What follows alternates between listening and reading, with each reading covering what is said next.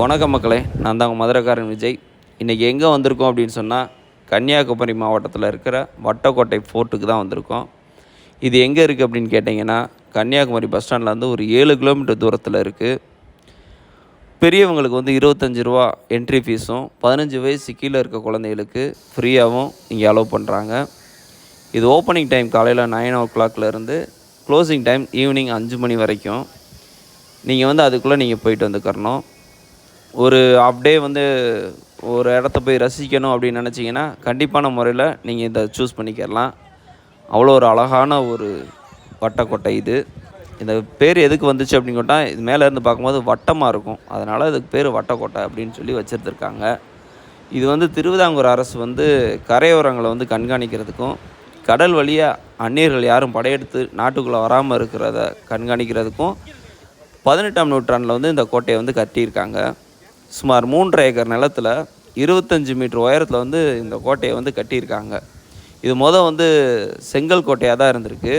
அதை வந்து யார் கற்கோட்டையாக மாற்றினாங்க அப்படின்னு சொன்னால், இந்த கோட்டையை வந்து டச்சு கிழக்கிந்திய கம்பெனியின் கடற்படை அலுவலராக இருந்து 1741ஆம் ஆண்டில் இடம்பெற்ற குளச்சல் சண்டையில் வேணாட்டு படையுடன் மோதிய டச்சு தளபதியான டிலோனாய் மேற்பார்வையில் வந்து இதை வந்து கல்கோட்டையாக மாற்றி கட்டியிருக்காங்க. அவர்னால தான் இது வந்து வலுப்பெற்றிருக்கு இந்த கோட்டை வந்து. இது வந்து 1809 வந்து ஆங்கிலேயர்கள் வந்து வேணாட்டு அரசை வந்து தோற்கடித்த போது இந்த கோட்டையை வந்து அப்படியே அழிக்காமல் விட்டுட்டாங்க. ஏன்னா அவ்வளோ ஒரு அழகான ஒரு கோட்டை, அதை அழிக்கிறதுக்கு அவங்க மனசு வரல, ஓகே விட்டுட்டாங்க. இதில் வந்து உள்ளே எப்படி இருக்கும் அப்படின்னு கேட்டிங்கன்னா, பீரங்கியில் வந்து கொண்டு போகிறதுக்கு ஒரு டேப்பரே போட்டிருப்பாங்க. அதை பார்த்தாலே நம்மளுக்கு தெரியும். அங்கே போகும்போது நான் கூட நினச்சேன், என்னடா படிக்கு நடுவில் வந்து ஒரு டேப்பராக இருக்கே, அங்கிட்டு இங்கிட்டு படி இருக்கும், நடுவில் வந்து அப்படியே ஒரு இதை ஏதாச்சும் மேலே கொண்டு போகிற மாதிரி இருக்கும். அது எதுக்குன்னா, பீரங்கியில் வந்து மேலே அப்படியே தள்ளிக்கிட்டே போகிறதுக்காண்டி. அந்த காலத்தில் பீரங்கிலாம் பார்த்திங்கன்னா தெரியும், 2 பக்கம் வீல் வச்சுருக்கும்.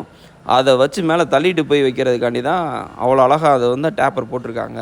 அதை பார்க்கும்போது ரொம்ப அருமையாக இருந்துச்சு.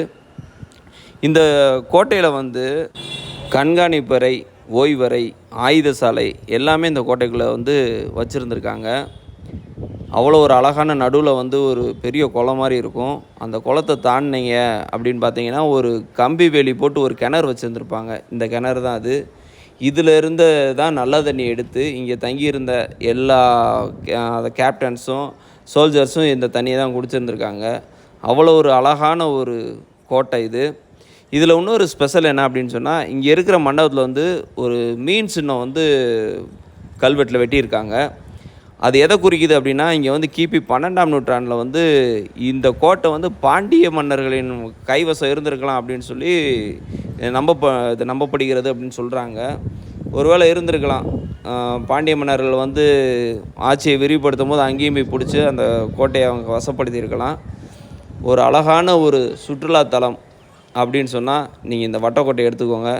நீங்கள் காலையில் போனீங்க அப்படின்னு சொன்னீங்கன்னா, மத்தியானம் வரைக்கும் உங்கள் மனசை கவர்ற மாதிரி அவ்வளோ அழகாக இருக்கும்.